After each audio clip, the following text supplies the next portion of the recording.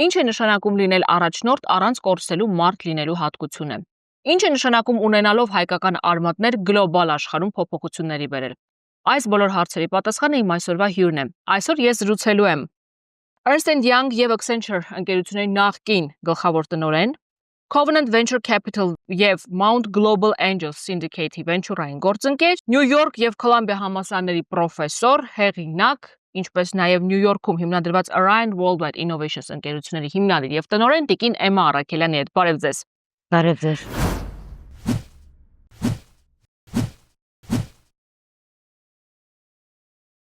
Մի քանի օր առաջ իմ գրքի շնորհանդեսին էինք ու երբ քննարկում էինք շնորհանդեսընկերների, գործընկերների հետ, հարց տվեցի, ինչն էր ամենաշատ տպավորվել։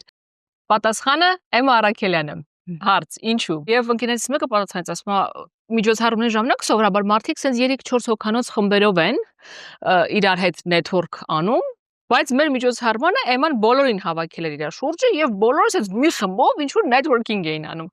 Ոնց է դա ձեզ հաջողվում։ Շատ հետաքրքիր հարցով ենք սկսում մեր հարցազրույցը։ Հիմնական մոտեցումը սա է, ես մարդկանց սիրում եմ։ Եվ երբեք չեմ բաժանում խմբերի, սրա հետ խոսեմ, նրա հետ չխոսեմ, ու եթե լավագույն նպատակներով մտնում ես միտեղ, իսկն այդ հաճույքի պետք է օգտվեն բոլորը։ Եվ սիրում եմ ծանոթանալ մարդկանց եւ դրա համար աշխատել եմ մեծ գլոբալ ընկերություններում, որից մեկը 350,000 մարդ էր, մյուսը 450, հիմա արդեն 800-ին է մոտենում այսքանի տարվա տարբերությամբ, եւ դա նկատի առնելով ես միշտ ասիկն ինձ համար մի քանի հոգին, երբ որ մեծ խմբի մեջ եմ, ուզում եմ բոլորին ծանոթանալ։ Բայց դեռ կարող ենք համախմբել բոլորին։ Կան մարդիկ, ովքեր ուզում են ծանոթանալ, բայց իրենց դա չի ստացվում։ Դա էներգիայից է գալիս, այսինքն խոսելու ժամանակ ես օրինակ ասում եմ դուք էլ եկեք մոտեցեք, այսինքն մարդկանց հրավիրում ես, այսինքն հրավերքը շատ կարևոր է, հրավիրում ես ձեռքով, հրավիրում ես ձայնով, հրավիրում ես մտքով եւ ամենակարևորը ժպիտով։ Սկսել եք ձեր կարիերան որպես խորհրդատու, այնուհետ համաշխարհային կառույցներ եք ղեկավարել, ինչպես նշեցիք, մինչև 800,000 մարդ աշխատուժ ունեցող։ Ինչն է ձեզ միշտ առաջ մղել, որովհետև դա եւ փոփոխություն է եւ մարտահրավեր։ 350,000 հոգանոց կառույցը մեծ մարտահրավեր է։ Որն է ձեր մոտիվացիան։ Ես միշտ ձգտել եմ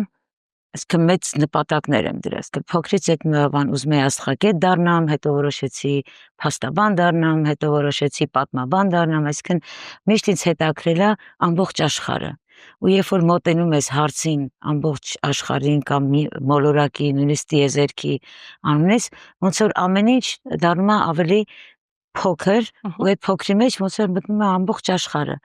Եվ երբ որ մտնում ես կյանք նման նկատառումներով կամ նման մտածելակերպով, հավատացնում եմ ձեզ, հնարավորությունները իրենց գալիս են։ Եվ մեծ կարևորություն եմ տալիս նրան, որ այդ հնարավորությունները բաց չթողնես։ Ինչպես ես տեսնում հնարավորությունը։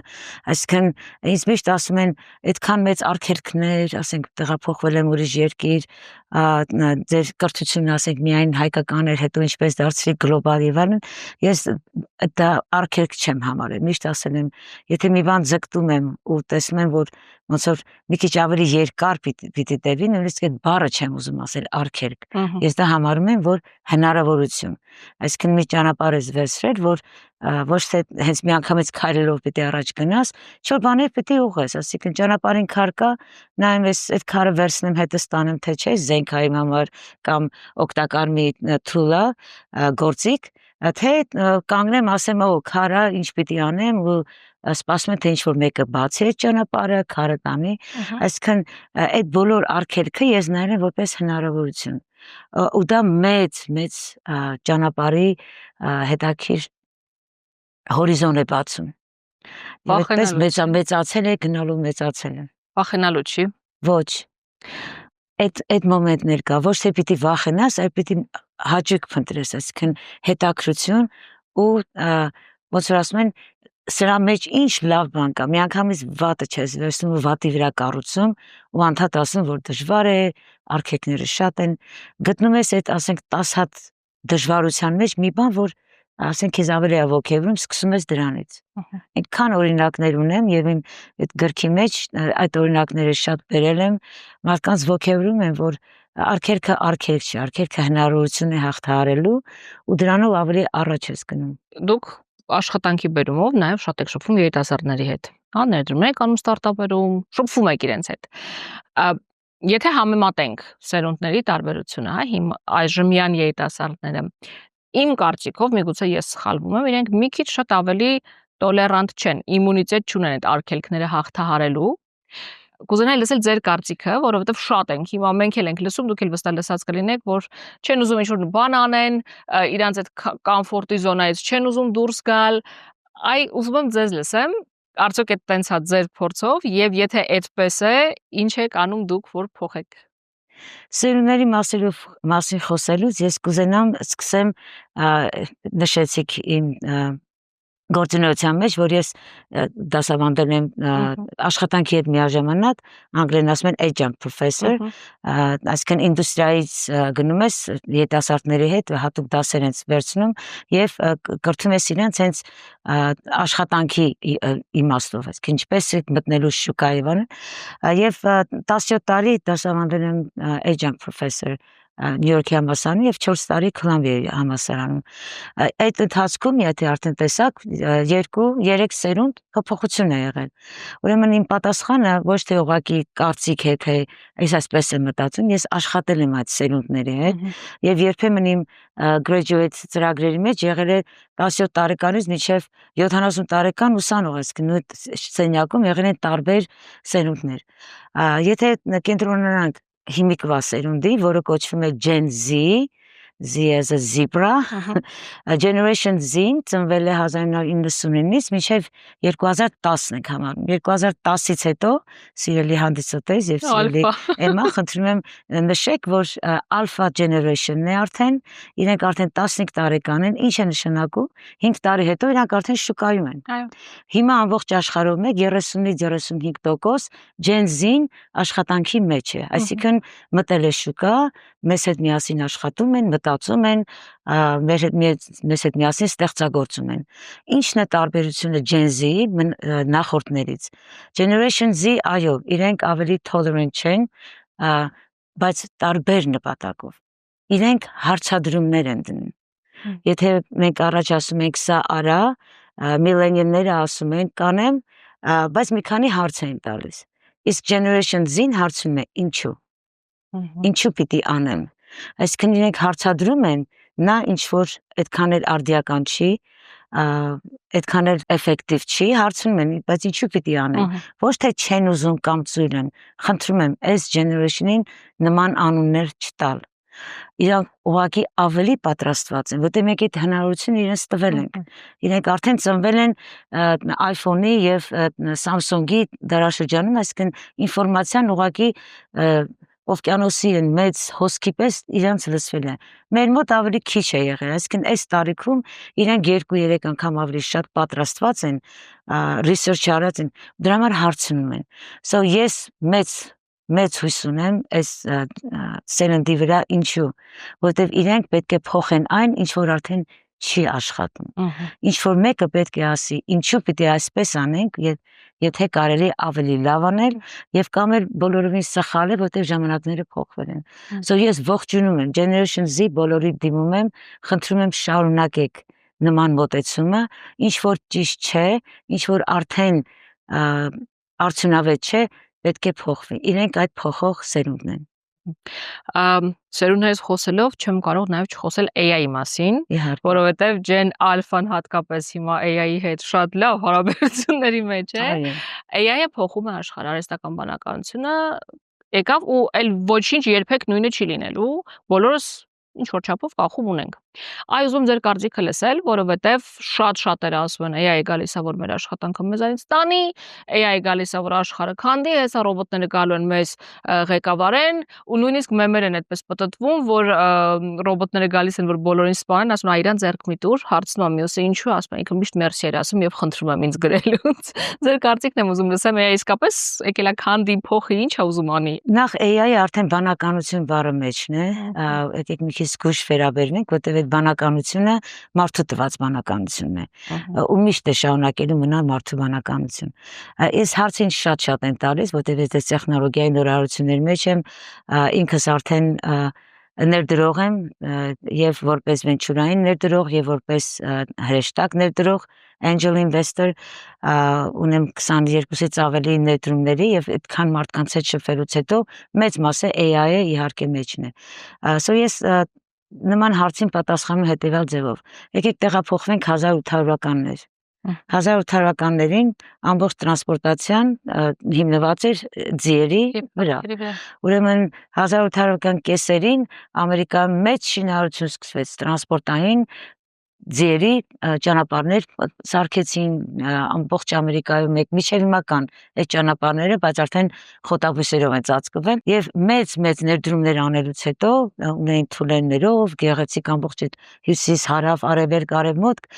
նման կինոներ կան, խնդրում եմ նայեք, պատմությունը բավական լավ պատրաստել են դոկումենտալ կինոների միջոցով, so կարող եք եթե հետաքրքրված եք ավելի շատ ուսումնասիրել, բայց հենց ավարտելուց հետո մի 10-15 տարի հետո սկսվեց մեքենաների արտադրություն։ Այդ ժամանակ այն նույն ինչ որ հիմա աղմուկ է բարձրացել, հիմա ամբողջը փոխվում է, մարդիկ գործը կորցնելու են, այդքան ձիաբուծություն է կարել, ինչ պիտի անենք,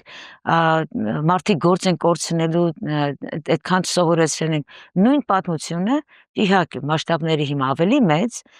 բայց ճիշտ նույն հեղափոխությունն է, եթե կարող եք նույնիսկ այն ժամանակվա թերթերը կարդացեք, որտեղ հնարավորություն կա մամուլը տեսնելու այդ ժամանակվա։ Այսինքն ռեակցիան այն էր, որտեղ մեծ տրանսֆորմացիա էր։ Սա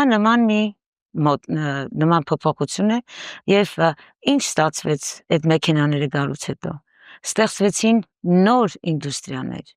ստեղծվեցին նոր աշխատանքային տեղեր, այնքան որ նույնիսկ արդեն մասնագետների պակաս կար։ Ճիշտ նույնը հիմա պիտի լինի։ Ուղղակի մեկ հատ էլ հետաքրքիր թեմա ասեմ, որ researcher-ների եւ այսինքն այդ գիտական գործեր են հրապարակվել, որ այսօրվա դրությամբ մարդը որպես Homo sapiens օգտագործում է իր ուղեղի ունակության 15%-ը միայն։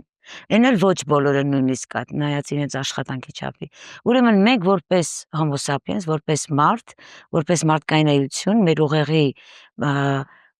ունակությունը ամբողջ պոտենցիալ օգտագործելու համար ինչքան տեղ ունենք։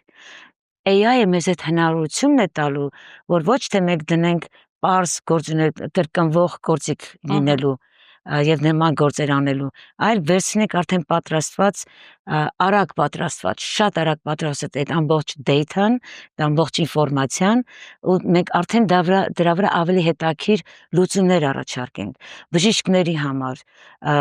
պատմաբանների համար, հետո ճշմարտությունը ավելի ճիշտ կլինի, որտեվ եթե ինչ-որ մեկ ուզում է սուտ գրի, դա իրան չի պաշտպանի, ասի որ նման բան չեմ տեսնում, ուղղիր քո ինֆորմացիան, մենք գիտենք որ պատմության մեջ հիմա գումարի օգնությամբ կարող են շատ ոչ ճշմարիտ, շատ զգուշ եմ ասում, ոչ ճշմարիտ ինֆորմացիա տալ, այդ ամեն ինչը մեզ AI-ը օրինակ դա կարող է օգնել, այսինքն այդ համախմբված այդ ինֆորմացիան մեզ կօգնի գնալ դեպի ճշմարտություն, այսինքն եկեք փնտրենք դրականը այս փոփոխության մեջ եւ պատկերացրեք, եթե սկսում ես փնտրել, դրականն ավելի շատ է, քան բացասականը։ Ես ողջունում եմ AI-ը մեր մարդկության համար նախ եւ առաջ, ռոբոտը անում է այն, ինչ որ մենք միշտ հիմա արել ենք, բայց թող դա արվի մեքենայի պատճառով, հիմա ոնց որ ասես ինքնաթիռ կա, բայց ես պետք է նավով կամ նավակով գնամ աշխարհի ծայրը։ Նույն համեմատությունն եմ անում։ Հաստորեն պետք չի այդքան վախենալ։ Ոչ, որտեվ ուղեղի ուժը մեր ձեռքին է։ Ուղղակի պետք է մտածենք, իմ գրքի նպատակն է դա է, որ բարեկեցության մասին մտածել։ Եթե նորարարություն ես անում, բարին բերի, լավ լուծումներ բերի, ոչ թե հակառակը։ Իսկ որոշ մարդիկ եթե ուզում են վատ ուղղությամբ, դրա համար կա regulations, դրա համար կա օրենքներ, այդ օրենքների վրա պետք է աշխատենք, նոր օրենքներ պետք է լինեն, այսինքն դա պահպանելու համար որոշ փոփոխություններ պետք է անենք։ ինչ որ հիմա ունենք, այո, չի պաշտպանում, բայց պետք է մտածենք պաշտպանելու մասին, ոչ թե փորձենք կանգնեցնել առաջընթացը։ Այդեմ հաջորդ հարցն էր, որովհետև ոչ բարեխիղճ AI օգտագործողները բնականաբար ավելի շատ են եւ ռիսկերը։ Օրենքով միայն հնարավոր կլինի ամբողջ աշխարհով կարգավորել այդ խնդիրը։ Իհարկե ոչ։ Օրենքը կողքի դրված ասենք մի գործիք է, որը որ օգտագործում է, երբ որ ինչ որ պետք է արվեր, չի արվել։ Այսինքն ոչ թե օրենքով սկսվում է, օրենքով վերջանում է։ Ուրեմն ինչպես լուծենք այդ հարցը։ Կրթությամբ։ Սկսում է ընտանիքի կրթությունից, սկսվում է ընկերների հետ խոսակցությունից եւ սկսվում է միջավայրից, այսինքն մենք կրթությունը որ ասում են դա դպրոց է, չի միայն որ երեխան գնում է դպրոց, կրթությունը սկսում է հենց փոքրից ընտանիքից բարիություն մեծացնելու մարդկանց բարի, այսինքն մարդկության նկատմամբ բարի տրամադրվածություն, ոչ միայն մտածես քո մասին, սկսիր քեզնով, որտեվ առաջնորդը սկսում է նրանից, որ նախ պետք է իմանաս դու ով ես, քո ուժեղ կողմերը վրա կառուցես քո ամբողջ այդ անձը, ես ասում ենք բրենդինգը, ես դու լավ գիտենք բրենդինգի մասին, այսինքն քո բրենդը պիտի լինի, որ դու կառուցող ես, ստեղծագործող ես եւ ինչ որ հնարավոր է բարին հաղթի, որտեղ մենք գիտենք չարի վերջը միշտ կա։ Ես խնդրում եմ բոլորին, ովքեր մտածում են մի բան անեն, որ ինչ որ մեկին կարող է վնասել, չարի վերջը միշտ կա։ Ես հեքիաթներին նայում եմ որպես դոկումենտալ ֆիլմ, ոչ թե ուղղակի հեքիաթ։ Կարմա։ Ներդրումներից խոսենք։ Այո։ Այս թեմայով ես ինքս շատ եմ հետաքրքրվում ու տարբեր կարծիքներ եմ լսում, հատկապես angel ներդրողների մասին, venture-ային ներդրողների մասին։ Այստեղ կարծես թե շանսը, որ ձեր արած ներդրումը կվերադառնա, թեկուզ 0 կամ մի քիչ ավել, մի քիչ շատ չի, հա։ Կարող է ներդնեք 10 ընկերությունում, միայն մեկը դառնա unicorn, սա գեմբլինգի չի նման խաղամոլության։ Շատ հաճախ լսել եմ, որ ներդրողներին ինտելեկտուալ խաղամոլներ են ասում, որովհետև իրենց համար այդ ադրենալին է։ Գտնեն, փորձեն ճիշտ ներդրում անել, որպեսզի կարողանա ներդրումը վերադառնալ։ Այդ դուք ո՞նց եք ընտրում այն ստարտափերին, որտեղ որ պետքա ներդրում անեք, ու ինչ եք անում այն դեպքերում, երբ չի հասնում հաջորդ էտապին։ Հասկացա։ Ուրեմն սկսենք էլի նորից դրական հիմքի վրա։ Մենակ հիմքը դնենք, let's set the stage, պես ասած, որ այդ հիմքի վրա արդեն իմ ասածները ոնց որ տեղավորվեն տարբեր հարկերում, ու այդ հարկերը, ասիկա միջև երկինքն է սահմանը, ասիկա կարող ենք այնքան կառուցել։ Հիմքը հետևյալի մեջ է։ Ուրեմն ներդրումը որտեղ էլ որ ասես, բիզնեսի մեջ, թեկուզ լինի ռեստորան, թեկուզ լինի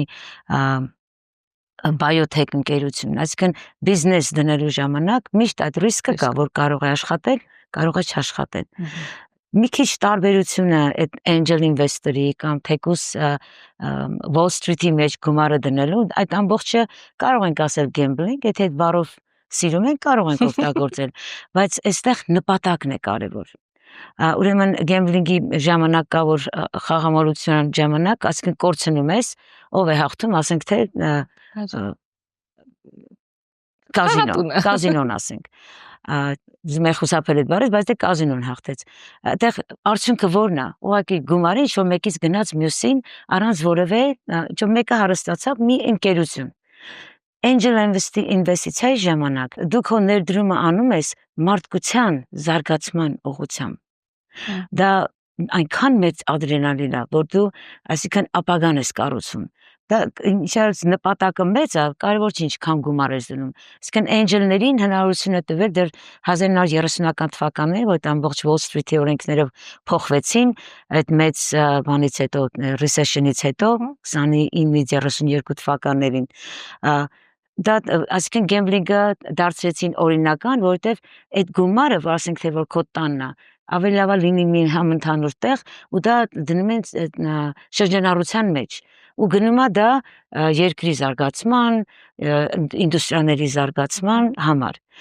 Դա մի ուրիշ ձև է, այսինքն մարդկության զարգացմանը մասնակցելու։ Եվ դա դրական գեմբլինգն է։ Ես այդ բառը շարունակում եմ օգտագործել, որտեղ եթե միտքը դա է, խնդրեմ, այդ բառով շարունակենք, որ չասեն առանձնացնում, բաժանում, կամ լավ չի տեսնում, կամ լավ չի բնորոշում։ Ուրեմն angel investor-ը եւ venture-ային ընկերությունները գումարը տեղափոխում են բացի Wall Street-ից, բացի Stock-ից, որ արդեն public ընկերություններ են, բայց մենք ունենք ստարտափներից մինչև IPO գնալը մի ամբողջ 4, 5, 7, 8 տարվա ճանապարհ, ով պիտի մասնակցի, ով պիտի իրենց հետ աշխատի, ով պիտի իրենց հավատա։ Այդ խումբը կոչվում են angel investor-ները եւ venture-ային ընկերությունները, բրավո իրանց, եւ իհարկե կորստի վտանգը կա, ինչպես նաեւ Wall Street-ում կա, ինչպես նաեւ որևէ հասարակ բիզնեսի մեջ։ Ուզում ասեմ, միտքը նույնն է, ուղղակի դեպքերն են տարբեր ձևով բնութագրում։ Սա խնդրում եմ նայեք բոլոր այդ տեսանկյունից եւ նրանք ովքեր մասնակցում են angel-ին, խնդրում եմ նայեք այդ ձևով, որ դուք օգնում եք մի միտք, որ մարդկության համար շատ կարևոր է։ Պատկերացրեք, հիմա չունենայինք PayPal, հիմա չունենայինք Microsoft, հիմա չունենայինք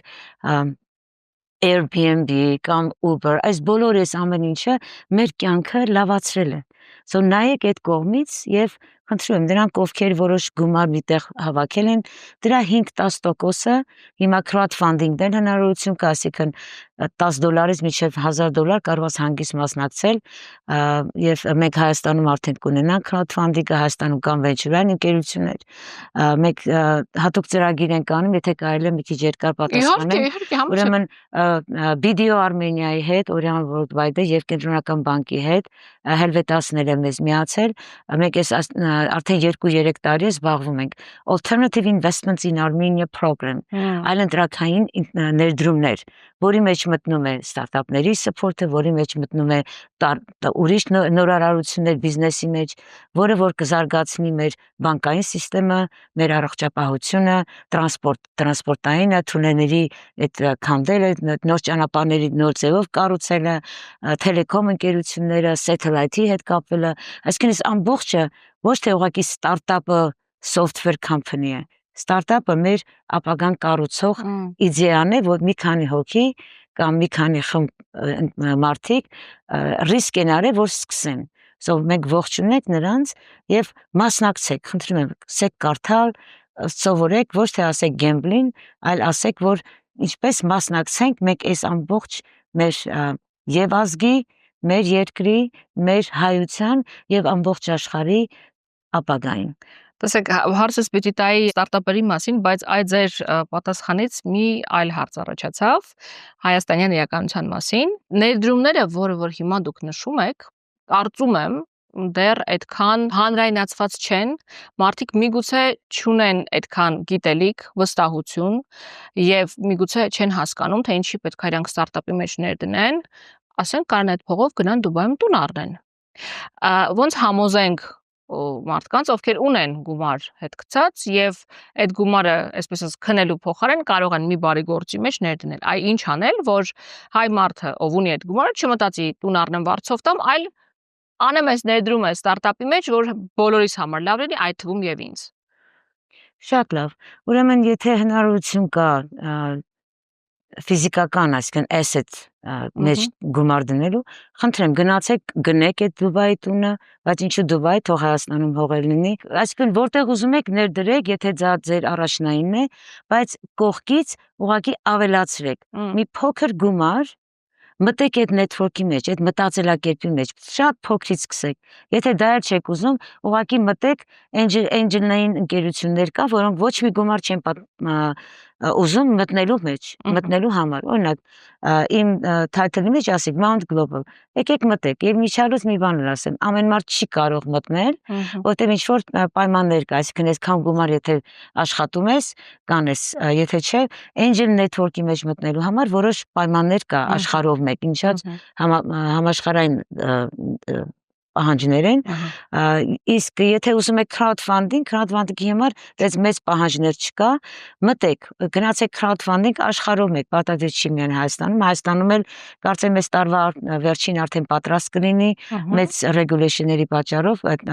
Equify ընկերությունն է, Samsung-ի լավ ընկեր, այսինքն իրենք այդ ամբողջով զբաղվում են, մեր Mount Global-ը մենք արդեն վերցնում ենք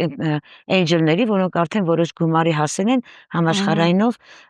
դիմում եք, ձեզ ասում են դուք դեռ չեք կարող լինել angel investor, բայց արեք, տեսեք ինչ հարցեր են տալի, կրթությունը դրա մեջ է, սկսում եք մի բան անել, եթե կվերցնեն, եթե չի արդեն գոնե գիտեք պահանջը որն է։ Այսինքն տեղյակ լինելը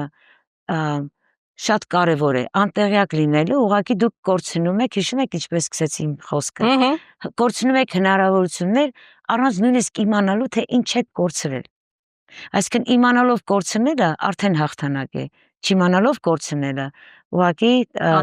հետ եք մնացել։ Ու անընդհատ ասելով ես ինչի պիտի անեմ, սխալ հարց է։ Ես կասեի, որ տեսնեմ ինչու պիտի անեմ։ Խնդրում եմ բոլորդ այս հարցը տվեք ձեզ։ Ոչ թե ես ինձ ինչ դրա մեջ։ Նախ եւ ձեզ ավերաբերում եւ ձեր ամեն ինչին, այսինքն եւ ազգին եւ երկրի զարգացմանը եւ մեր հայ նորարարությունը դիրքավորելու աշխարհով մենք մեծ հաջողությունների ենք հասել այսքան ժամանակ մենք էքսելերատորը որ թատրոնս այնքան երկար է դա չավելացրի ես արդեն 5 տարի է մեծ խմբով co-founder-ներով մենք էքսելերատոր ենք վարում Նյու Յորքից աշխարհով մեկ եւ 177 ընկերություններից կեսը հայկական founder-ներ են, որտեղ շատ ակտիվ ձևով պրոյեկտի իրենց հետևից են գնացել տարբեր երկրներից հայ founder-ներին բերել ենք, ինվեստիցիա արել ենք իրենց մեջ 108 միլիոն 4 տարվա մեջ ռեյզ ենք արել, որից 70%-ը եկել է հայկական ընկերություններին, որոնցից մի քանիսը արդեն հիմա Հայաստանում, իրենք Հայաստանում են, բավական մեծացել են, ուրեմն Cognes-ը fintech-ի մեջ է, հենց հիմա Հայաստանում 400-500 նույնիսկ ավելի աշխատող ունի արդեն։ Եվ իրենք աճել են 20 թվականից մինչև հիմա 7-8 անգամ, որի մեջ ես եմ ինվեստորներից մեկը որպես angel եւ ունենք 40-ից 50 angel ինվեստորներ, որոնք գումարներ դրել են Skyline-ի մեջ, որը security մեջ է, այստեղ է էլի, իրանքի միջև 80-ից 100 հոգյանոց ընկերություն են, բայց աշխարհով մեկ մեծ արդեն հիմնական ներկայություն ունեն, հենց միջին արևելքի аэроպորտներում են սպասարկում իրենց նորարարությունը Ամերիկայում ամենամեծ ստադիոնները որ կան Տեքսասում եւ տարբեր նահանգներում Department of Defense Պաշտպանության նախարարությունն է։ Այո, արդեն իրենց հետ կոնտրակտ ունեն մի տարուց ավելի Skyline։ Այո, եւ նման հաջողությունների չէին կարող հասնել, եթե մեր նման էնջելները իրենց 5 տարի առաջ չմիանային, որից հետո VC-ները միացան իհարկե եւ նաեւ ունենք Gecko Robotics, որի մեջ դա Gecko Robotics արել ենք արդեն Covenant Venture-ի միջոցով, ընդհանրապես տարի ու կես առաջ ինվեստիցիա արեցինք, եթե լսել եք նորությունները, Gecko Robotics-ի համահիմնադիրը Ջեյք Լուսարարյան, որը Փիթսբուրգում իրենց գլխամասային իրենց բաժին այնտեղ է եւ իրենք արդեն դարձան unicorn $1.5 billion valuation Մեկ ու կես տարվա մեջ իրենք այո մենք որ մտանք իրենք այդպես թվերը པարզ ասում են որ իմանաք այս ինֆորմացիան այսքան ամբողջ գնացեք Փիթսբուրգի մեջ նայեք ամեն ինչ գրված է այս public ինֆորմացիա եմ հիմա հաղորդում ուրեմն 460 միլիոն էին երբ որ մենք Covenant-ով մտանք հիմա արդեն մեր դրած գումարը 3 անգամ շատացավ իսկ մյուսները կարողա քիչ ավելի դանդաղ են աճում հետո ներդրումներից հետո մենակ մեկում չեք դնում ասում եք դե հիմա տեսնենք ինչ կլինի պետք է քիչ մի քանիսի մեջ դնել որտեղ մեկը առաջ է գնում արագ մյուսը դանդաղ այսինքն դա արդեն դառնում է ստրատեգիա արդեն դուք ռազմավարություն ունեք թե ինչպես ներդնեք ամբողջ աշխարհն է անում ինչ որ մեկը եթե ասում չգիտեմ գնացեք նույնիսկ ամենահեշտ ձևն եմ ասում YouTube գնացեք ասեք մի հատ ինձ բացատրի angel-ը ինչ է VC-ն ինչ է ինչու են գումար դնում կրթվելուց հետո եթե ասեք չեմ ուզում որևէ պատճառով դա ընդունելի է, բայց երբ որ ոչինչ չգիտեք ու անդադ ասում եք gambling եք, վատ բաներ եք դնում, որ ձեզ հանգիստ զգաք, որ գիտեք ինչու չեք մասնակցում։ Ասել են որ քխա չանեմ։ Ուշ է, նման բաներ անելու համար ես ուղղակի երբեմն ասում եմ, եթե ոչինչ չգիտեք ու չեք ուզում իմանալ, ասում եմ, դեն so be it, մի հատ անեկդոտ կա, դե տենց էլ մնա հիմա։ Ձեր որոշումն է, բայց մասնակցելը ճիշտ է այդ մեր Gen Z-ին սովորեցնելը ճիշտ է, ձեր երեխաները ձեզ տեսնելով են մտածում ինչպես անեն եւ հանճարները ծնվում են, երբ որ փոքրից իրենք ճիշտ մտածելակերպ, ոչ թե վախով, որ կկորցնեմ, հակառակը պետք է ասես մի փոքրը վերցնեմ, մեծացնեմ։ Գրքից մեջ մի օրինակ եմ նկարագրել թրաթեմայից, բայց մի շատ լավ ծանոթ ունեի, ում առաջարկել էին մեծ event management ընկերությունում աշխատանք։ Բավականին լավ աշխատավարձով իր տարիքի եւ փորձի համար բնականաբար գնաց ընտանիքի հետ քննարկելու եկավ մերժեց։ Մերժեց պատասխաններ, որ չէ, եւ գնաց մեկ այլ տեղ, բանկ, անվտանգության աշխատակից։ Ու երբ որ հարցրեցին իրեն, լավ, ինչի, այն ստաբիլ է։ Ստեղ չգիտեմ ինչա լինելու, այն բանկա ստաբիլ է, այսինքն ինքը զոհաբերեց իր ռիսկի գործոնը, հա որ մի քիչ կարող է ստաբիլ չլինի, չնայած դժվար, բավականին բարձր աշխատավարձը, որտեղ այն աշխատավարձը, որ ինքը բանկում էր ստանում դրա կեսի կեսն էր, բայց ստաբիլ էր։ Այդ մոտեցումը մենք ունենք ու երևի թե դա էլ պետքա կոտրենք, հա, այդ կարծրատիպը, որ միգուցե արժի ինչ որտեղ մի թեթև ռիսկի գնալ, հետո հետագայում ավելի լավ արդյունքներ քաղելու համար։ Հետաքրքիր անկյունից են նայել, ռիսկը, նույնպես եմ կրկնում, ռիսկ ամեն ինչի մեջ կա։ Ես կասեի նույն բանկում, չէ, կարող է իրան երկորից հանեի։ Այսինքն կարող է մի հատ մեծ փոփոխություն լինի պետական համակարգի մեջ եւ նման աշխատանքի, ասենք, կրճատումներ լինի։ Հիմա մենք բոլորս տեսանք, թե ինչ կատարվեց Ամերիկայում, ամենա safe տեղներ, չի, ամենապահով տեղներ մտնել պետություն եւ իհարկե կային մարդիկ, որ 20-30 տարի նույն տեղում էին։ Ես նման աշխատանքների ես կասեի մի քիչ լճացում, որովհետեւ դու քո պոտենցիալը ոնց որ ասում են, արդեն ասում ես ես կայացել եմ ու չես մեծանում։ Նման դժվարություններ միշտ դա միայն Հայաստանին չի վերաբերում, խնդրում եմ իմացեք, որ ամենտեղ կա նման որոշումները։ Ես ուղղակի կասեի նման խորհուրդ կտայի։ Ունեցեք այդ բանը, ասիկան ապահով է թե չէ, բայց մի կետով նման որոշում անելը մի քիչ ճիշտ չէ, այսինքն ավելացնում ես մի քանի բան։ Աճի հնարավորությունը, այսինքն որտեղ աճի մեծ հնար, օքեյ, սկսեցիր ապահով, բայց աճի հնարավորություն կա թե ոչ։ Սովորաբար շատ ապահով աշխատատեղերում աճը շատ ավելի դանդաղ է կամ նույնիսկ չկա։ Եվ գումարի մեջ, եւ կրթության մեջ, եւ ավելի մեծ մտահոզումներ, այսինքն 5 տարին ու բան անելուց հետո ամբողջ աշխարհը առաջ գնաց 5 տարվա մեջ, դուք դեռ նույն բանն եք անում, կրկնում եք, որտեվ իրանք այդ ապահովության մեջ են, ինչու են ապահով, որտեվ իրենք շատ չեն փոխվում, որտեվ ասենք օրենքը ամեն օր չի փոխվում բանկում, բայց եթե բանկը որոշեց դառնալ ինֆորմացիոն, այսինքն սկսեց ֆինթեք գծագրել, ուրեմն այդ ապահով մարդիկ առաջինն են, որ կկորցնեն աշխատանք, այսինքն ապահովությունը այնքանով է, մինչև փոփոխությունը սկսվի։ Սո խնդրում եմ դրան էլ նայեք, այսինքն այդ ընկերությունը, որ մտնում եք, ինչքան երկար ժամանակ ապահով կլինի, ավելացրեք այդ կետը։ Ինչպես եք դա իմանում, նայում եք ընկերության ստրատեգիան, ուր են գնում, ինչ աշխատանքի են գնում, երբ են որոշելու ինչ-որ փոփոխություն, հարց եք տալիս, այս AI-ը դուք ինչ եք անելու, եթե բանկը ասում եք ֆինթեքին ինչ եք անում, որովհետև դա քո ապագան է, ոչ միայն ընկերության։ Եվ մյուս հանգամանքը կասեի միջավայրը ստեղծագործական է թե ոչ, որովհետև աշխատանք կորցնելու վտանգը ավելի մեծ է, երբ որ հիմա տեխնոլոգիաներին իրենք չեն հրավիրում, որ օգտագործեն։ Ես ձեզ մի հատ ուրիշ բան էլ ասեմ, ես Singularity University-ում, որը նորարարությունների համաշխարհային մեծ university չէ, այսինքն շատ research-ներ են անում, բայց ամենանորարար պրոյեկտները իրանց մոտ են։ Կարող է գնալ նայել, այդ կոչվում է Singularity University, որ նայեք, իրենց website ունեն, եւ այդ նորարարությունների այդ ամբողջ մեթոդոլոգիաները իրանց մոտ են, եւ ստարտափներ կան, կարող եմ ասել մեր ստարտափներին, կարող եք նայել, թե ինչ նորարարություններ կա եւ որոշ իդեաներ կտեսնեք, որ աշխարհում արդեն նման բան կա ու ձեր արտադրանքը կամ ձեր իդեան ինչպես է համակնում դրա հետ, եւ իրենք մի հետաքրքիր բան մեթոդոլոգիա են առաջ տարել։ Հաջողությունը գալիս է ոչ միայն լավ ապրանքից, հաջողությունը գալիս է ստարտափի եւ կամ նորարարի մտածելակերպից։ Գոյություն ունի Abundance 360, այդ բառը ասեմ, Abundance 360, գնացեք YouTube-ով նայեք, թե ինչ մեթոդոլոգիա ունի 4 մտածելակերպ, ու եթե այդ մտածելակերպը դուք չունեք, որպես ստարտափ կարող է կամ հետ ընկնեք, կամ էլ ոչ լրիվ ձեր լուծումը փորձեք առաջ տանել, երբ որ ինվեստ եմ անում, առաջի հերթին ես ստուգում եմ այդ 4 մտածելակերպի, հարցեր եմ տալիս դրան, առանց ասելու այդ իհարկե մեթոդոլոգիան։ Այ պետք է հարցնեմ, բայց պատասխանում եք իմ հարցին։ Այո,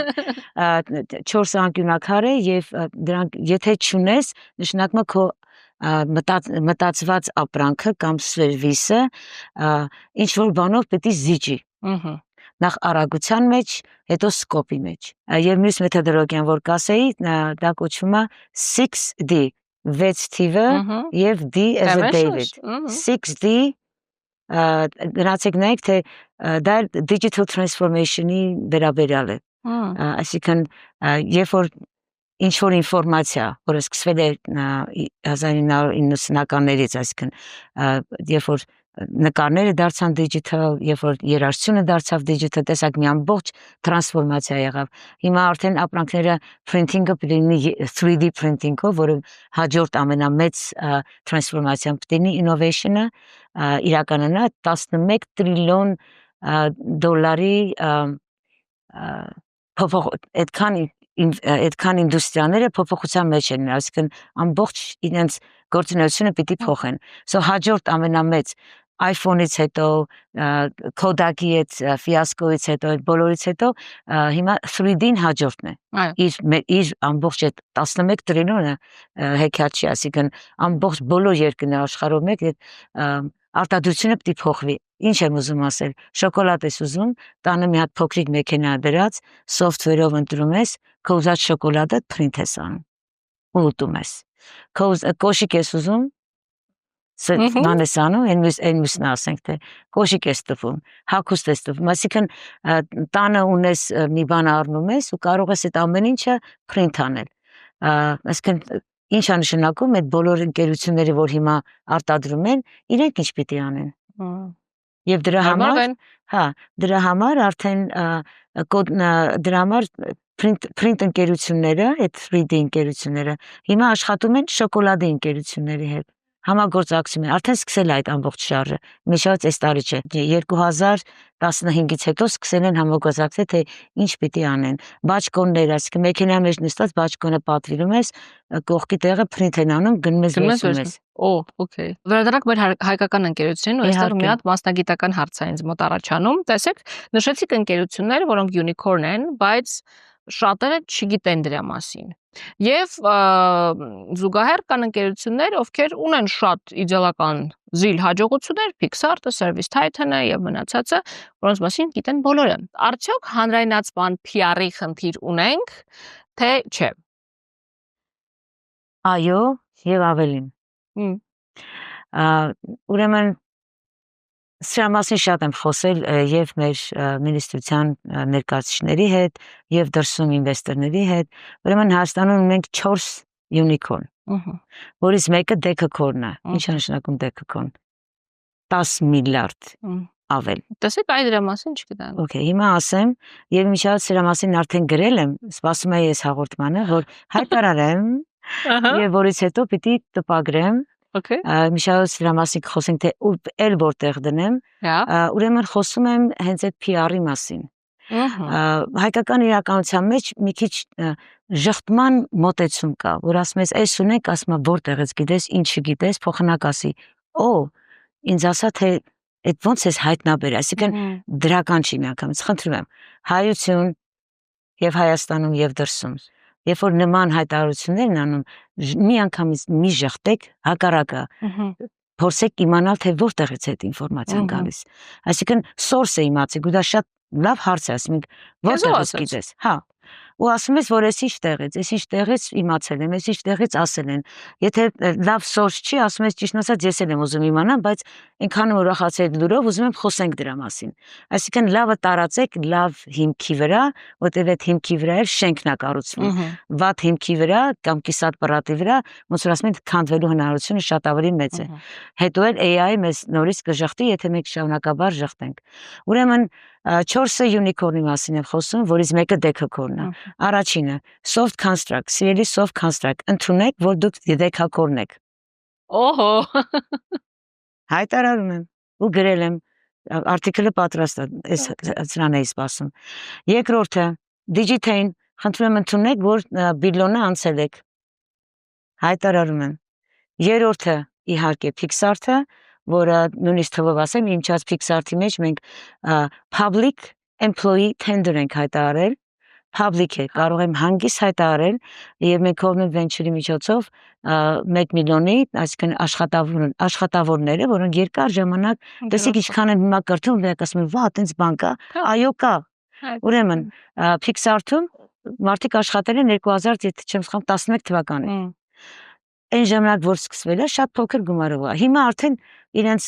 ամեն մի շեյրը արժի $13.50։ Public ինֆորմացիա եմ ասում, երբ որ 21 թվականի իրանք ռաունդը փակեցին, որից հետո հիմա իրանք pre-IPO stage-ի մեջ են, որտեղ բավական աճել են, աշխարհի լավագույն 10 այդ graphic design եւ AI այդ ֆոտո ինդուստրիայի մեջ 10 լավագույնի մեջ են։ Երբեմն 4, 5, 6, բայց 10-ի մեջ են։ Իհարկե փոփոխություն լինում է, այսինքն բավական լավ տեղ են գրավել եւ հիմա շատ ուժեղ մարքեթինգ են անում։ Ես այն անգամ արդեն նույնիսկ Նյու Յորքում հեռուստացով տեսա, որ իրենք մեծ էկրանների վրա Pixar-ը ներկայանում է։ Ինչ է դա նշանակում pre-IPO-ի գործողությունները գեղեցիկ շարունակեն։ Շուտով կլսենք։ Այո, շուտով կլսենք։ Շնորհավորում եմ մեր Pixar-ի հիմնադիրներին։ Իրենց մեջ արդեն ասեցի, որ ովքեր որ հիմա accredited investor են, եթե չգիտեք, գնացեք մտեք angellist.com, ֆորմալ լրացրեք, իմացեք accredited եք, թե չէ։ Եթե accredited եք, խնդրում եմ ինձ գրեք։ Ու եթե որոշ գումար ունեք, որ սկսում է 50,000-ից, հիմա ինչ-որ մեկ ասի, «Օ, այդ գումար չունեմ», ով որ ունի, այդ գնացեք այդ տունը առնելուց 50,000 բանակցեք, քիչ տվեք, որ հնարավոր է։ Այդ 50,000-ը դրեք այդտեղ։ Շատ համարձակ բաներ եմ ասում, որտեղ երբեք sense բաց չենք խոսում, ես ուզում եմ բաց խոսել, որտեղ սա գաղտնիք չի։ Ուրեմն Pixar-ը անում է public employee tender, which means այդ աշխատողները իրենց ստակները դրել են վաճառքի, որը օրինական է քարտայի միջոցով, ամեն ինչ venture-ային ընկերությունը legal ձևով, ու դուք դառնում եք փայատեր։ Հիմա IPO որ գնա, սպասում եք արդեն որ շատ արագ ձևով 2 տարվա մեջ, 3 տարվա մեջ դուք արդեն ձեր գումարը հետագբելու մի բան հետագբելու, բայց ամենակարևոր հպարտությունը, որ դուք դառնում եք այդ հաջողության մասը։ Angel investment-ի հիմնական այդ է, որ դու մեջն ես։ Տեսես ինչ մեծ հպարտություն, ասի գեկոյի մեջ եմ։ Ու շատ դժվար է մտնել գեկոյի մեջ։ Եթե այս public round-ը չանեիք Pixar-ի, էլի չեք կարող մտնել։ Բայց մենք այդ հնարավորությունը բացել ենք, սիրելի հայեր։ Ուրեմն լսեք եւ նայեք, եթե accredited investor եք, սրա մեջ պարտադիր է դա, այսինքն crowdfunding չի։ Wow։ Օ, չորրորդին պիտի ասել, Service Titan-ը։ Service Titan։ Բոլորս գիտենք, նորից եմ ասում, շնորհավորում եմ Վահե Բուզոյանին եւ իր ամբողջ թիմին, բրավո ձեզ, շատ ուրախ եմ, որ իրենք Հայաստանում նման ներկայություն ունեն։ Հիմա իմ article-ի, իմ հոդվածի ամենակարևոր մասը այն է, թե երբ կարող ենք ասել, որ մի քիչ ցանես իրոնիայով եմ ասում, որովհետեւ տեղին է, իրոնիան էստեղ։ Երբ կարող ենք ասել հայկական ընկերությունա թե ոչ։ Իմ ամբողջ article-ը դրա մասին է եւ համեմատելու եմ ում հետ Էստոնիայի 10 յունիկորների հետ ու բացատրելու եմ թե ինչ ունեն, ինչ չունեն ու ինչ չունենալով Էստոնիայի ժողովուրդ ասում է մերն է։ Երբ որ մենք հակառակը ավելի շատ ունենք ու ասում ենք մեր չի։ Սկսած մինչև մեր ամբողջ պետական համակարգից, հենց իրենք ընկերությունները եւ իհարկե ժողովուրդը։ Այդ երեքն էլ ժխտողական բաների մեջ են ասում, հա, բայց այդ մարդը Ամերիկայա չէ, Հայաստան ծնվել է, գնացել է Ամերիկա, ուրեմն հայկական չի։ Այդ բանի հիման վրա ես այդ հոդվածը գրում եմ, լավ research եմ արել, խնդրում եմ կարդացեք ու սրանից հետո փոխեք ձեր մոտեցումը։ Մի ժխտեք, երբ որ մերն է։ Էստոնիայի օրինակն եմ բերում։ Skype-ի մասին բոլորդ գիտեք։ Skype-ը համարվում է էստոնական համար առաջինը։ Նույնիսկ Skype effect ամբողջ մի trend կա, որ շատ լավ իրանք PR են արել, որի նպատակը սա էր, որ իրանք unicorn դառնալուց հետո, որ 2005-6-ի ներկայացեմ, իրենք որոշեցին իրենց այդ գումարից, այդ եմ ասում, տես իրանք այդ ռիսկը դիմեցին, իրենց գումարից վերցրեցին, որ հարստացել են, եւ ստեղծեցին venture-ային ընկերություն, ու սկսեցին ստարտափներին անմիջապես օգնել, այսինքն ասին, որ մենք ինչքան ստարտափ ունենք Էստոնիայում, նեստի անենք, որ իրանք դառնան unicorn։ Սիրելի 4 ընկերություններ, Skype-ը մեր էֆեկտը, հայկական էֆեկտ ասենք, մեր Armenian էֆեկտը երբ է լինելու։ Սկսեք մտածել դրա մասին, որտեվ այնքան տաղանդավոր ստարտափներ ունենք, որ մենակ ես արդեն մեր BG Accelerator-ով ունենք 70 ընկերություն, որոնց մեջից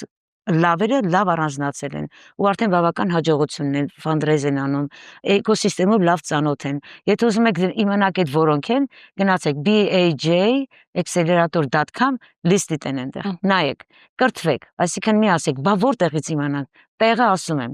այսինքն վաղը չեք կարող ասել չգիտենք։ Իսկ եթե շարունակում եք չնայել, ուրեմն ասեք, ես ժամանակ չունեի նայելու, բայց ասում եմ, որ լավը ունենք, ոչ թե ասեք, չեմ նայել, բայց չունենք, չկա։ Այսինքն այդ իրավունքը ձեզ ոչ ոք չի տվել ժխտելու։ Բայց ինչի ենք տենց ասում։ Չգիտեմ, մինչած ամենակ ստարտափների մասին չի, պատմության մեջ է։ Ուրարտուն մերը չի, ով։ Այսինքն չունեցողը ասում է իմն է, գիտեք ինչ եմ ասում։ Իսկ մերը, որ մերն է, մենք ասում ենք ինչ գիտենք, որ մերն է։ Դրա համար գնացեք կարդացեք, շատ մեծ գրականություն կա, ուրիշ երկրների ուսումնասիրությունները ասում են հայկական, մենք այստեղ ասում ենք մերը չէ։ Վախենում ենք հաջողությունից։ Չէի ասի հաջողությունից, եթե համեմատվելու միգուցե։ Մենք ես չունեմ, դավայ ասեմ, դա իմը չի, որ չթվա, որ ես իմն եմ։ Հա, մի քիչ այդ հոգեբանական մոմենտը չեմ ուզում վրաս վերցնել, որտեղ ես այդ մասնակետը չեմ այդ ոլորտի։ Ես ուղղակի կասեմ իմ տեսակետից, խնդրում եմ, որպես մարդ, նույնիսկ ոչ թե մի հատ հայ, որպես մարդ, սկսեք մտածել դրականից։ Եթե մի լուր եք լսում, փնտրեք դրականը այդ լուրի մեջ, անպայման կգտնեք։ Երբ որ սկսում եք դրականով մտածել, ժողտում ինքը իրան դուրս է գալիս։ Այսինքն գիտեմ, որ շատ դժվար ժամանակներ ենք ապրում, գիտեմ, որ կացինը մեր գլխին կախված է, գիտեմ, որ տնտեսական վիճակը դժվար է, բայց ինչ ունենք։ Մենք ստեղծագործ ժողովուրդ ենք, որ շատ երկրներ չունեն։ Մենք կառուցող ժողովուրդ ենք, որ շատ ժողովուրդներ չունեն այդ տրենդը ու դարերով ունեցել ենք։ Այդ բանի պատճառով ես ստեղծել եմ մի ուրիշ ծրագիր Digital Jurfa։ Ուզում ես ինչ խոսելու դրա մասին։ Խոսելու ենք։ Ուրեմն միշտ այս սրան անցները, խնդրում եմ, այդ հոդվածը տպելու ենք, միասին կխոսենք թե ինչպես ենք տարածում եւ Skype effect-ի համար վերջացնեմ, ուրեմն Skype ընկերության հիմնադիրները եղել են շվեդացի եւ դանիացի։ Բայց Skype-ը համարվում է էստոնական։ Skype-ը համարվում է էստոնական։ Company-ն կազմվել է կարծեմ Լյուքսեմբուրգ, նույնիսկ ոչ Էստոնիա, ոչ էլ ուրիշ որևէ երկիր։ Սա չի հիմնադրվել Էստոնիայում եւ հիմնադիրները էստոնացի չեն։ Ինչու են կոչվում էստոնացի, որովհետեւ իրանք վերցրել են էստոնական պրոգրամերներ։ Իսկ մենք ունենալով high founder-ներ ասում ենք, մերը չի, մեր այդ գործ չունենք։ Այսինքն ոչ մի 3 կետ չէր բռնում, որ իրենք դառնան էստոնական, բայց քանի որ developer-ները Յան Թալինը եղել է developer-ը, ոչ թե համահիմնադիրը, բայց բրավո իրանց, ինքը ասեց, որ քանի որ մենք ենք գրել, մերն է։ Ուզեմ ասել, սիրելի հայեր, նույնիսկ եթե Ամերիկայում է հայը գրում, կարող ես ասել հայկական, վերցրեք Skype-ի օրինակը, ու ես ընդդեմ բերում եմ 10 ուրիշ օրինակներ, որ մյուսը կա, մեկը չկա, երկուսը կա, երեքը չկա, երրորդը կա, առաջի երկուսը չկա, ու բոլորը համարվում են էստոնական։ Ես խնդրում եմ դա վերցրեք որպես էմբլեմ, որովհետև աշխարհը ճանաչում է այդ բոլոր 10 ընկերությունները էստոնական։ Ու մենք ունենք շատ ավելի լայն ծավալով երկար ցուցակ, եթե այդ մոտեցումով անենք, ու եկեք փնտրենք որոնք են դրանք, ինչ որ ես ինքս արդեն սկսել եմ այդ աշխատանքը։ Խոսենք Digital Jurfa-ի մասին, ծրագիր, որտեղ ես էլ իմ թեկուզ փոքրիկ ներդրում ունեցել եմ, եւ մոտ օրեր սպասում ենք առաջին միջոցառումը։ Պատմեք խնդրեմ։ Digital Jurfa, եթե թարգմանենք, ստացվում է թվային ջուղա։ Ջուղան ո՞րն է։ Ջուղան մեր հայկական հին շինություն է, որը հիմա գտնվում է Նախիջևանում։ Մետաքսի ճանապարհը անցել է այդտեղ, որ մեր առևտրականները սկսել են այդ ճանապարհը, իրենք են կառուցել, ասել են այս կողմով գնալ, ջուղան դարձել էր առևտրական կենտրոն, հենց այդ ճանապարհով գնում էին դեպի Հնդկաստան եւ դեպի Եվրոպա։ 1600-ական թվականներին պարսկական շահ Աբասը որոշեց, որ իրենք բաց են թողնում այդ ամբողջ այդ առևտրային ճանապարհը։ Որոշ թվեր ասում են պատմաբաներ 170,000, իսկ այս վերջերս մեր պատմաբաններին իհարկե շնորհակալություն հայտնեմ Ասոֆին, Armenian Society of Fellows ընկերությունը եւ հատուկ Վաչե Սահակյանին, պրոֆեսորը Ամերիկայի համալսարանում, Միացյալ Նահանգներում եւ ինքը մեզ տրամադրեց երկու պատմաբան, որոնք մեզ օգնեցին ճշտել բոլոր թվերը։ Այսինքն ամեն ինչը ճշտված digitaljufa.com-ի վրա ամբողջ պատմությունը գրված է թե ինչպես է ծնվել նոր ջուղան, որը այդ 170-ից 500,000 ասեն, որտեղ թիվը տարբեր է, բայց մինչև 500,000 թվեր կան պատմաբանների կողմից, որ այդ մարդկանց քշել են մեր ջուղայից, մեր Հայաստանից, այն ժամանակում մեր Հայաստանից, modern Նախիջևան, իմիջիայլոց ժամանակակից Նախիջևան, ինչա նշանակում հնում իրանցը չի եղել, մերն է եղել, կարող ենք նման ձևով խոսել արդեն, ու ասում ես modern Turkey նշանակում է էդի նորն է, հինը էդ չի։ Իրանցը չի, Այո, շատ գեղեցիկ պատմաբանորեն եւ իհարկե քաղաքավար ձևով ասում ես modern Turkey, modern Ադրբեջան, modern կամ ժամանակակից Նախիջևան կամ ժամանակակից Արցախ։ Այսինքն մերն է եղել ժամանակին։ Շատ գեղեցիկ ձևով հայտարարում ենք դա։ Սոցիալի հայեր դրական ձևով ասեք, որ կռիվ չսկսվի, հանգիստ ասեք։ Modern Turkey-ում ուրեմն Իսվահանում է հիմնադրվել նոր ջուղան, որը անգլերենով ասում են New Julfa։ Ինչ պատմություն ունենք 300 տարվա հայ մեր վաճառականները դարձան 40 երկրում, ժամանակակից 40, այն ժամանակ երևի ավելի շատ երկրներ են եղել, ժամանակակից 40 երկրում մենք արել ենք առևտուր, ու ոչ միայն առևտուր ենք արել, մենք առաջնորդել ենք,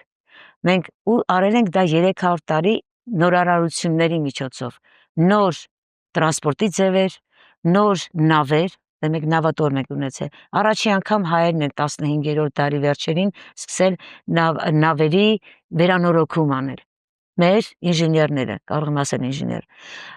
եւ 300 տարի արել են, այսինքն ուրիշի նավերը բերում են մեր հայերն էին վերանորոգում, մեր նավերն ենք ունեցել, եւ աշխարհի տարբեր երկրներից առևտրականները մեր նավերին գումար էին տալի, որ մեր նավերի վրա իրենց ապրանքը դնեն, որտեվ ամբողջ արևելքում, եթե հայկական առևտրականների դրոշ չունեին, իրանք ձեզ պորտ չէին թողնում, մեր հայերն են 300 տարի, այսինքն այդ ուժը առևտրի,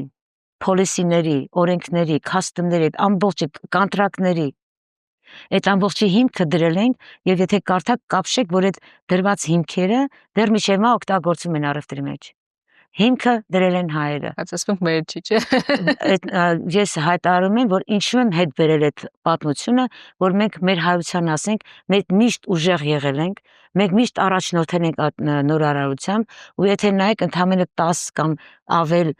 միլիոն հայով, նայեք թե այսօր ինչքան նորարարություն ունենք, ոչ թե ուղղակի մի փոքր էստեղ այնտեղ, ամբողջ աշխարհով մեկ մեր նորարարությունները օգտագործվում են։ Մի հատ նորարարություն ասեմ, որ չգիտեմ բոլորը գիտեն թե չէ։ Օրինակ, գիտեք, որ մեքենաների մեջ transformation, որ ասում են, transformation-ը որ փոխում է։ Հա, transmission-ը։ Transmission-ը ով է հայտնի, այո,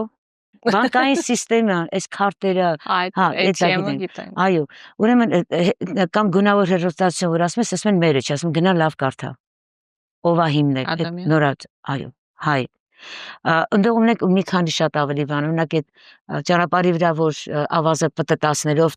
բան է սա, ասֆալտ են սարքում։ Ով է հայտնագործել, հայը։ Այսինքն նենց հայտնագործություն է, որ իհարկե ջրի ֆոսետի մասին գիտենք Տաքուս Արաջելի, մեր Ալեկ Մանուկյանը,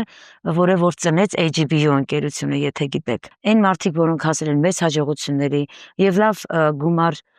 կուտակել են, խնդրում եմ մտածեք family office-ների մասին, որը որ կպցնում է մեր PCD պրոգրամին, որը որ սեպտեմբեր-հոկտեմբերին պիտի անեք, եկեք սովորեք, թե family office-ը ինչ է։ Ու Ջուլֆայի նաև ուժը նրա մեջ է եղել, որ իրանք ընտանիքներով են կարողացել պահել, այսինքն ընտանիքի մեջ հաջորդ երեխան ծնվելը մտածել են թե իրենց բիզնեսի մեջ այդ երեխան ինչ դեր պիտի ունենա, նախորոք արդեն։ Քանի երեխա պիտի ունենա, որտեղ բիզնեսին հերիք չի։ Այսինքն հիմա տենց բան որ ասենք, երեխեքը կասեն, դու ինձ մի ասա, ես ինչ որոշեմ։ Ուղղություն ես տալիս, ասում ես, որ դա մտածելու մի ձև է երկիրը պաշտպանելու, երկիրը պահպանելու,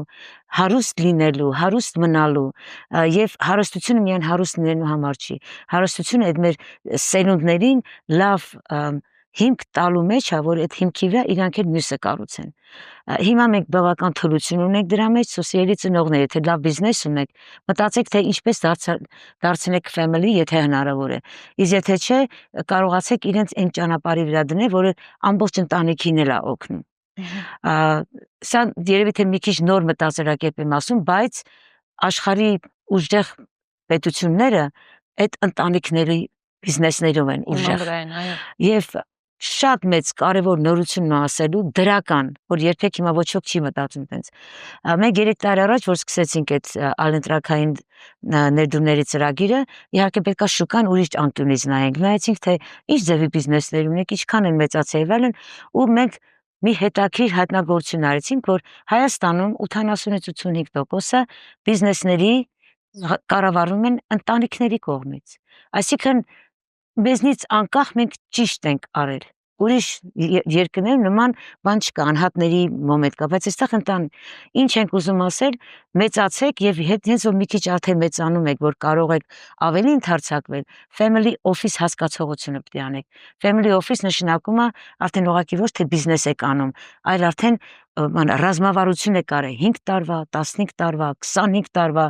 ու ինչ որ հնարավոր է մինչև այսօրվա եւ այդ ձևով դուք վարում եք ձեր ապագան, որից հետո երբ որ դա կոչվում է single family, անհատական family, անհատների family, եւ այնքան է ուժեղացել այդ ինդուստրիան տարբեր երկրներում, եւ Եվրոպա, եւ Ասիա, եւ Ամերիկա, որ արդեն սկսել են multi family offices, այսինքն ընտանիքները միանում են իրար, իրանց ստրատեգիաները եթե համակնում են, ասենք օրինակ նորարարությունը վերցնում են իրար հետ են անում, ստեղծում են մի ֆոնդ միասին, կոչվում է family office venture, ու միասին են, այսինքն եթե մի ընտանիքը վախենում է առանձին դնի, միասին են անում, այսինքն ես հիմա կապեմ սա digital Julfa-ի հետ, որ Julfa-ն 300 տարի կարողացավ գոյատևել առանց պետականության, եթե հիշում եք, այս ժամանակ մենք լծի տակ ենք մի քանի տարբեր պետությունների կողմից, չեմ էլ ուզում նշել, մնանք դրական գծի վրա, կարևոր է նշենք, որ մենք կարողացել ենք գոյատևել ընտանիքների բիզնեսների միջոցով, ու իրենք անվանում են, որ մենք հայկական ենք, մինչև հիմա էլ հայկական են կոչվում, ուրեմն չգիտեմ ով է լսել, ով չի լսել, բայց ամբողջ Ասիայով մեկ եւ Միջին Արևելքում Raffle Hotel գիծը ով է, գիտեք, ծանոթ եք, Raffle, եղել է հայկական մինչև 1960-ական թվականները, 400 տարի գոյատևեց ընտանիքի միջոցով, ոնց որ հիմա ասենք Hilton-ն է, Ritz-Carlton-ն է, այդ ձևով, ընտանիքն է պահում, եւ ուրեմն Հայաստանի բիզնեսը ավելի պատրաստ է, քան որևէ այլ երկրում, սա ես հայտարարում եմ որպես մասնագետ այդ ոլորտում եւ դա բերում է նրան, որ մենք շատ արագ կարող ենք անցնել հաջորդ կետին եւ դրա համար ձեզ հրավիրում եմ այդ հատկապես բիզնեսներին, որ մասնակցեն այդ PCD-ը կոչվում Power Consulting Days վիդեոն եւ Orion-ը եւ Կենտրոնական բանկը եւ Helvetas-ը, որը եվրոպական շվեյցարական ընկերություն է, կազմակերպություն է, մենք կազմակերպել ենք դա եւ լինելու է Դիլիջանի 3 սեսիա լինելու, երկուսը Դիլիջանում, մեկը Երևանում, եթե ուզում եք իմանալ, խնդրեմ գրեք, registration արդեն բացվելու է, երևի մի շաբաթից, արդեն պատրաստ կլինի, գրանցվում եք, եկեք, եթե նույնիսկ չեք անելու, եկեք գոնե իմացեք, այսինքն educated know is a strategy, այսինքն դուք պլան եք դրել, հիմա պատրաստ չեմ, հետո կանեմ, դա արդեն ռազմավարություն է, բայց առանց իմանալու ինչու եք ասում ոչ, ես խնդրում եմ, եթե կարելի է փոխեք այդ մտածելակերպ։ Digital Julfa-ն, մենք արդեն վեբսայթ ունենք, Էմմա ջան, քեզ է շնորհակալություն, որ ընդամենը մի քանի օրվա մեջ 350 միլիոն մարդ տեսավ Digital Julfa-ի Հայաստանի պատմության եւ Հայաստանի հայկական իննովացիայի ուժի եւ այնտեղ մենք ես հրավիրում եմ բիզնեսներին, որոնք արդեն գլոբալ համաշխարհային է պետք, համաշխարհային առևտուր եթե անում եք, կարող եք ձեր ապրանքը կամ software-ի միջոցով կամ եթե ձեր առաքումը աշխարհով մեկ է եւ եթե ձեր software-ը աշխարհով մեկ է, այսինքն տարբեր լեզուներով կարող են օգտվել, այդ դեպքում մենք պատրաստ ենք նայելու, խնդրում եմ գրանցվեք digitaljulfa.com որ գնաք, այնտեղ բիզնես partner դառնալու հնարավորություն կա, առանց որևէ միանալու համար ոչինչ պետք չէ, ուղղակի պետքա ասեք ուզում եմ տեսնեմ թե իմ բիզնեսը կլինի թե չէ։ Եկեք միացեք աշխարհով մեկ ցույց տանք, որ նոր ջուրֆայի առևտրական նորարարական այդ միտքը հայ ժողովրդի հիմա կա։ Սիրելի հայ ժողովուրդ, մենք ավելի ուժեղ ենք, քան մենք պատկերացնում ենք։ Զենքի առումով խնդրում եմ պետություն զբաղվեք դրանով, բայց էկոնոմիկայի, մարդկային այդ բնորոշման, կառուցողական, ստեղծագործական միտքը եղել է հազարավոր դարերով, հազարավոր տարիներով, հազարավոր տասնամյակներով եւ հիմա էլ կա։ Ես ամեն օր աշխատում եմ այդ նորարարության հետ եւ հայտարարում եմ, որ ունենք։ Մի քանի անձնական հարցեր տամ եւ ամփոփենք։ Ես գիտեմ, որ դուք ունեք շատ տարբեր սկզբունքներ ու ես տեսել եմ ձեզ աշխատանքի մեջ այդ սկզբունքները օգտագործելիս, բայց որն է այն սկզբունքը, որ ձեզ միշտ ամբողջ կյանքի ընթացքում ուղեկցում, կախված նրանից, թե դա անձնական կյանք կնի, թե մասնագիտական։ Սիրեցի այդ հարցը, որովհետև այդ ամբողջ մտածելակերպը կամ մոտեցումը մարդկային բնորոշ հատկանիշներ, այդ ամեն ինչը ես ամփոփեցի իմ գրքի մեջ եւ դրանից է ստացվեց շատ գեղեցիկ վերնագիր Business Caring Formula բիզնեսի հոգատարության ֆորմուլա։ Ինչ է նշանակում դա։ Ֆորմուլա արդեն բառը ինքը գծում է, որ մի քանի բաղադրամասում, այսինքն չես կարող մենակ մի բան վերցնել ու այդ մեկով առաջ գնալ։ Ինչպես որ մինչև քիչ առաջ էլ ասացի, որոշումներ որ կայացնում ես, մի կետով որոշում չես կարող կայացնել։ Ինչքանով է դա քո համար լավ, ինչքանով է լավ քո ընտանիքի համար, ինչքանով է լավ քո շրջապատի համար, ինչքանով է լավ քո երկրի համար, հետո քո ժողովրդի ամբողջ աշխարհում է, քանի որ մենք դիասպորան ենք, եւ ինչքանով է լավ ուրիշ երկրների համար, եւ ինչքանով է լավ, դες մեծացնում եմ գնալով, ինչքանով է լավ մոլորակի համար, ինչքանով է լավ տիեզերքի համար, որովհետեւ հիմա տեխնոլոգիան հնարավորություն է տալիս, որ դու կարող ես մի բան հորինել, որ այդտենց մեծ մասշտաբի կարող է ազդեցություն ունենալ։ Այսինքն միշտ մտածեք, ինչքան հեռու է գնում քո որոշումը։ Կարող է ինչ-որտեղ կանգնի, ասես բացի իմ երկրից են կողմ չի գնում դեռ, բայց միշտ պատրաստ եղի, որ եթե դուրս գար, ինչ արդյունք կունենար։ Այս ձևի մտածելակերպում միջած հայը իցնե ունի նման բան։ Մենք միշտ նայել ենք մեծ,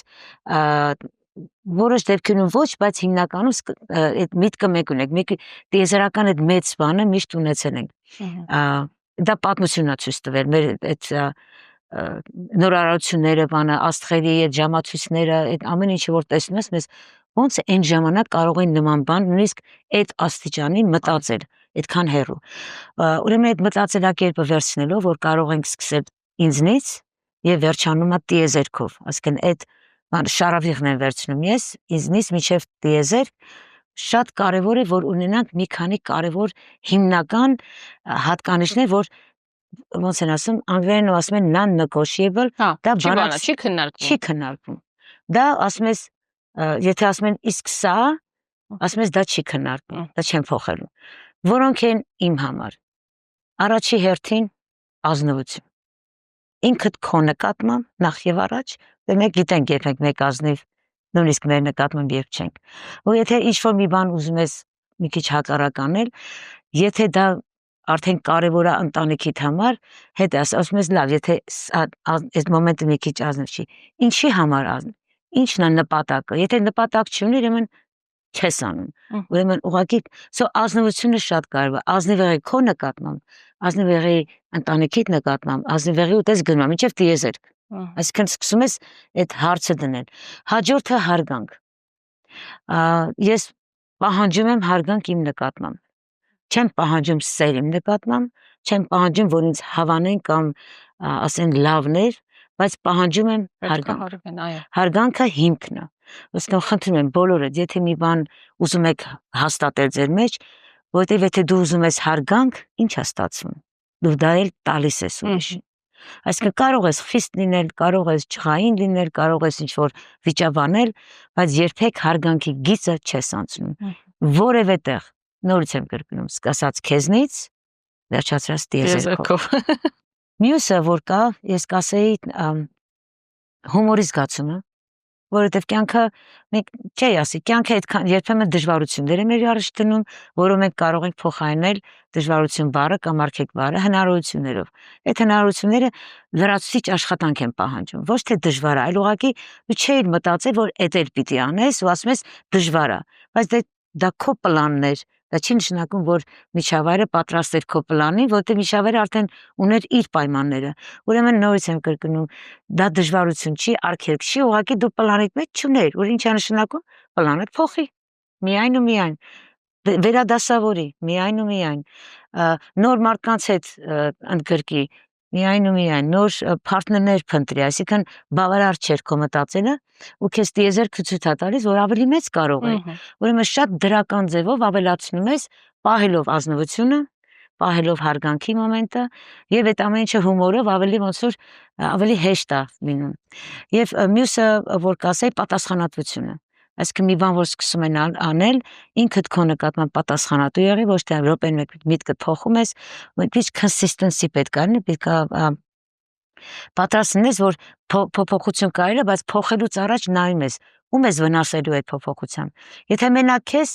ավելի հեշտ է։ Եթե ասենք ընտանիքի տեր կանչում ես բոլորին, ասում ես ոնց փոխենք։ Եթե ընտանիքի չէ արդեն ձեր միջավայրին կամ society կամ community իրանց էր, այսինքն միշտ մտածի մի բան որ անում ես, սկսում ես հասկացի ոնց ես այդ ազդեցություն ունենալու։ Ուրեմն մի քանիսը նշեցի, բայց շատ կարևորները ասի որ այդ ազնվությունը քո նկատմամբ կարևորը քո ազգի նկատմամբ, քո ընտանիքի, քո բիզնեսի, այսինքն բոլորը ոնց որ սկսում է ու ճիշտ ձևով սկսում ես մտածել, երբ որ այս հիմքը դնում ես քո մեջ ու միշտ հարց ես տալի, այս ուզում եմ անեմ, ինչի եմ ուզում անեմ։ Եթե մենակ քո համարը լավ, մի քիչ հարց տուր։ Եթե մենակ քո համարը լավ, եթե սկսես անել, այնքան արգելքներ ա գալու, որտեղ բոլորին Լավ չի, այո։ փոքր է։ Հետո ասում ես ինչ որ ուզում եմ անեմ, չի ստացվում, որովհետև մենակ քո մասին էի մտածում։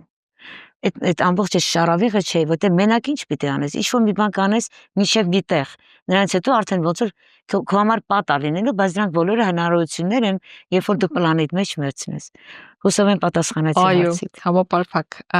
Երբ նայում եք հետ ձեր անցած ուղուն, ինչն է որ ամենից շատ եք հպարտանում։ Իհարկե մի քանի բան կա, որտեղ իմ պլանները միշտ մի քանիսն են եղել, բայց ամենաշատը որ հպարտանում եմ, մի փոքրիկ պատմություն ունեմ, որով մի քանի ինտերվյուների ժամանակ եմ ասել, երբ որ ես Պանամի թռիչքը, որը վերջինն էր Մոսկվայից Նյու Յորք։ Դրանից հետո փակվեց Պանամա։ Այդ մեկ այդ վերջի թռիչքի վրա ենք, որ գնում ենք Նյու Յորք, տեղափոխվում ենք։ Ես ինքնաթիռի մեջ շատ ժամանակ ունեի, 11 ժամ էր այն ժամանակ այդ ուղիղ թռիչք։ 9-ից 11 ժամ ժամանակ ունեի մտածելու, սկսեցի գծագրել։ Իհարկե արդեն պատրաստված գնեի, բայց նորից ոնց որ ասում եմ, վերանայում եմ այդ transition-ի ժամանակ, մտածում եմ հիմա ինչ եմ ուզում անում, ինչ պիտի անեմ։ Ու ես պլան դրեցի, իմ գծած պլանի մեջ 3 կետը այսպես էր։ Երբ որ ես առաջի 2 կետը անեմ, որը որ առաջինը այն էր, որ տեղավորվեմ ու սովորեմ ու լավ աշխատանք գտնեմ, երկրորդը որ 10 տարվա մեջ պիտի հասնեմ այս ինչ level-ի, կարող եմ նույնիսկ ասել, ասի 6 figure աշխատավարձ ունենամ 10 տարվա մեջ։ Այսինքն 100,000-ից ավել, ասես մի հատ թիվ եմ դնում, որ ընկերությունում ինչ պիտի անեի, դա կարևոր չէ, բայց մի ասես նպատակ դրեցի ու ես այդ նպատակին անդադ հետևում էի, արդեն 3 տարին անցավ, ասում եմ ուր եմ հասել, 5 տարին անցավ ուր եմ հասել, հետո վերջին միջավայր թռիչքային եղավ։ Բայց 10 տարիներ թե ավելի շուտ էր։ Չէ, 10 տարվա մեջ եղավ, որտեղ վերջում արդեն մոտիկացել էր, ասի որ ես արդեն նշանում եմ, որից հետո հաջորդ 10 տարին արդեն ասի 7 պիտի լինի, այսինքն միլիոնից ավել, դրան էլ հասա, էլի ինչ որտեղ վերջի 3 տարում թռիչքային, այսինքն անհավանական բաներ դրեցին վրա ու դա եղավ 2011 թվականին, որից հետո 2013-ին ես Հայաստանում էի, որտեղ դա իմ 3-րդ կետն էր, երբ որ հասնում ես հաջողության, ես անպայման իմ հայրենիքի համար սկսում եմ ծրագրեր անել ու արեցի, ու արդեն 12 տարի է Հայաստանում գործում եմ միաժամանակ նաև իմ մյուս աշխատանքները, այսինքն չի որ սա միայն սա եմ անում հետը, աշխարհի համար աշխատում եմ, Հայաստանը դնելով առաջի տեղում, ասում եմ Հայաստանի համար ինչ պետք է լինի, այսինքն այդ գծով եմ գնում, իմ համար լավ է, ընտանիքիս համար լավ է, իմ Երկրի համար երկրի լավ է։ համար լավ է եւ բացիաթեք հայության համար Այո։ Digital Ջուրֆա ծրագիրը հայության համար է Ահա։ ամբողջ հայության Մոտիվացիայի գերդոզավորում էր այս հաղորդումը կարելի ասել։ Շնորհակալ եմ շատ, որ կիսվեցիք թե ձեր փորձով, թե ձեր տեսլականով եւ նաեւ նրանով, որ անկախ ինչ հաջողությունների մարդ կհասնի, մարդ մնալը միշտ առաջնային է մնում։ Շնորհակալ եմ շատ այս զրույցի համար։ Բաժանորդագրվեք Tribune AM-ի ալիքին, եթե ուզում եք բաց չթողնել ինձ այդ հաղորդաշարը։ Իսկ եթե ձեզ դուր է գալիս այն, ինչ մենք անում ենք, կարող եք բաժանորդագրվել նաեւ մեր Patreon-ին։ Շնորհակալ եմ, որ դիտում եք։ Մինչ հանդիպում։